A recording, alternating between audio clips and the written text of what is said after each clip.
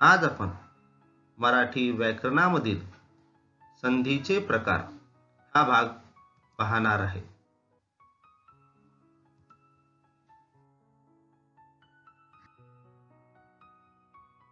संधी म्हणजे काय? तर एका पाठोपाठ एक येणारे वर्ण एकत्र होण्याच्या क्रियेला संधी असे म्हणतात. संधीचे उदाहरण पाहूया. सूर्यास्त.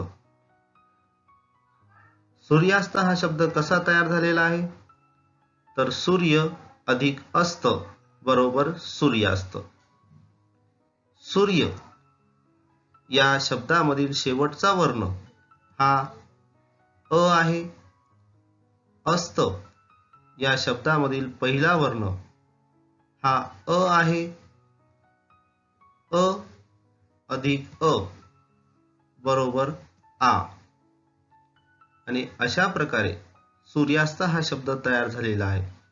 म्हणजेच संधी या ठिकाणी बनलेली आहे.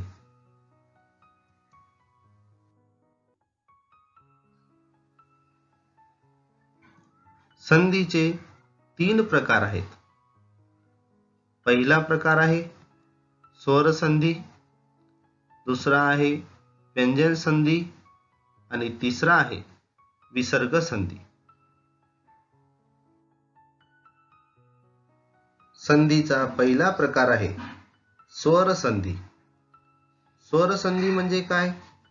तर एका पाठोपाठ एक येणारे दोन स्वर एकत्र होण्याच्या क्रियेला स्वर संधी असे म्हणतात.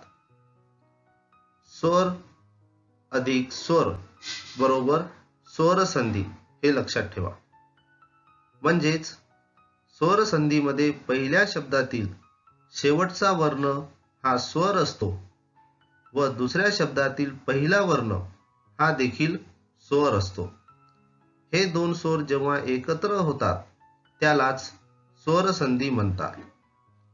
स्वर संधीचे उदाहरण पाहूया. हिमालय. हिमालय हा शब्द कसा तयार झाला? तर हिम अधिक आलय बरोबर हिमालय. हिम या शब्दातील जो शेवटचा वर्ण आहे तो आहे अ आणि आलय या शब्दामधील पहिला वर्ण आहे तो आहे आ.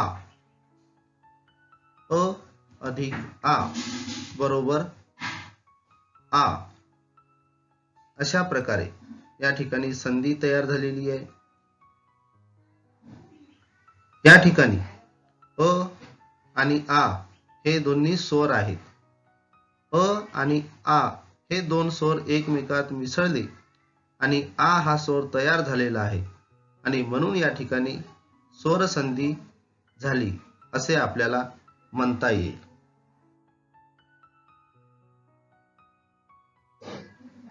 संधीचा दुसरा प्रकार आहे व्यंजन संधी. व्यंजन संधी म्हणजे काय? तर एका पाठोपाठ एक येणारे व्यंजन व स्वर किंवा व्यंजन व व्यंजन यांच्या एकत्र होण्याच्या क्रियेला व्यंजन संधी असे म्हणतात. व्यंजन संधीमध्ये व्यंजन अधिक स्वर बरोबर व्यंजन संधी होते किंवा व्यंजन अधिक व्यंजन बरोबर व्यंजन संधी होते.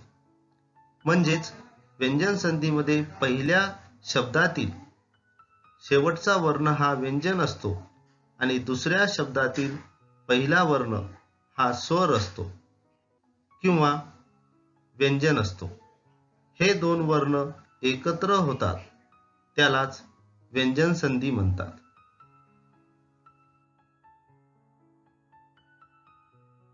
व्यंजन संधीचे उदाहरण आपण पाहूया. सदाचार. सदाचार हा शब्द कसा तयार झाला? तर सत अधिक आचार बरोबर सदाचार. सत या शब्दामधील शेवटचा वर्ण हा त आहे तर आचार या शब्दामधील पहिला वर्ण हा आ आहे. या सत मधील त चा नंतर द होतो म्हणजेच सद अधिक आचार बरोबर सदाचार.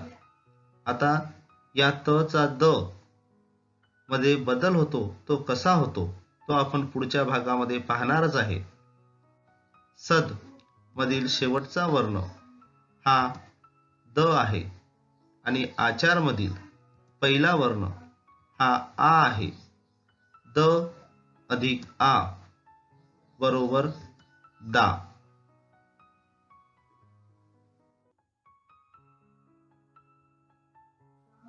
व्यंजन संधीचे दुसरे उदाहरण पाहूया. सज्जन. सज्जन हा शब्द कसा तयार झालेला आहे, तर सत अधिक जन बरोबर सज्जन.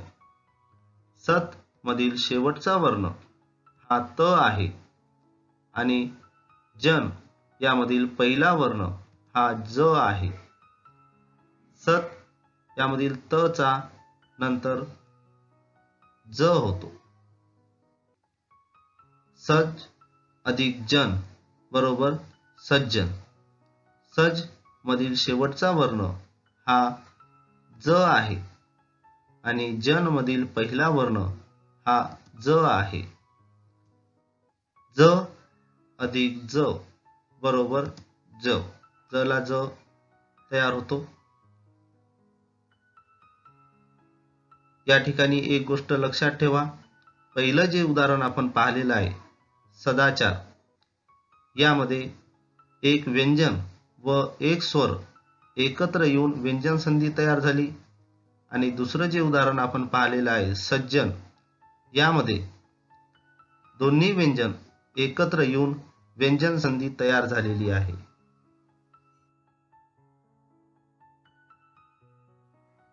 संधीचा तिसरा प्रकार आहे विसर्ग संधी. विसर्ग संधी म्हणजे काय, तर एका पाठोपाठ एक येणारे विसर्ग व स्वर किंवा विसर्ग व व्यंजन यांच्या एकत्र होण्याच्या क्रियेला विसर्ग संधी म्हणतात. विसर्ग संधीमध्ये विसर्ग अधिक स्वर बरोबर विसर्ग संधी तयार होते किंवा विसर्ग अधिक व्यंजन बरोबर विसर्ग संधी तयार होते. म्हणजेच विसर्गयुक्त संधीमध्ये पहिल्या शब्दातील शेवटचा वर्ण हा विसर्गयुक्त असतो आणि दुसऱ्या शब्दातील पहिला वर्ण स्वर किंवा व्यंजन असते. हे विसर्ग व स्वर किंवा व्यंजन एकत्र होतात, त्यालाच विसर्ग संधी म्हणतात.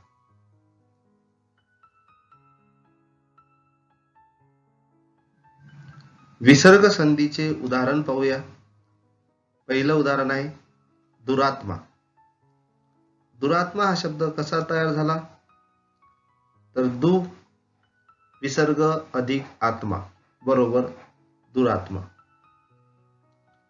दु या पहिल्या वर्णामध्ये जो शेवटचा वर्ण आहे किंवा विसर्ग आहे आणि आत्मा या शब्दामधील पहिला वर्ण आहे आ. विसर्ग अधिक आ बरोबर रा. या ठिकाणी एक गोष्ट लक्षात ठेवा. दु मध्ये विसर्ग अधिक आ. आ हा स्वर आहे. विसर्ग अधिक आ बरोबर रा.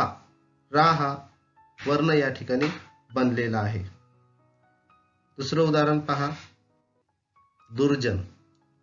दुर्जन हा शब्द कसा तयार झाला, तर दु विसर्ग अधिक जन बरोबर दुर्जन. या ठिकाणी दु याचा शेवटचा वर्ण आहे तो म्हणजे विसर्ग अधिक जन मधील पहिला वर्ण आहे ज. विसर्ग अधिक ज बरोबर ज. या ठिकाणी विसर्ग अधिक ज. ज हा व्यंजन आहे. या ठिकाणी पहिल्या उदाहरणात विसर्ग व स्वर एकत्र येऊन विसर्ग संधी झाली आहे, तर दुसऱ्या उदाहरणात विसर्ग व व्यंजन एकत्र येऊन विसर्ग संधी झाली आहे.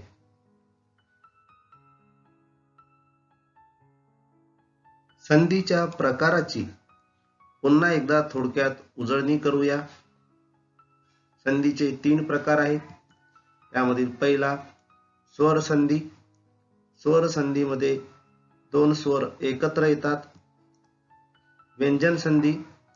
व्यंजन संधीमध्ये व्यंजन अधिक स्वर किंवा व्यंजन अधिक व्यंजन एकत्र येते.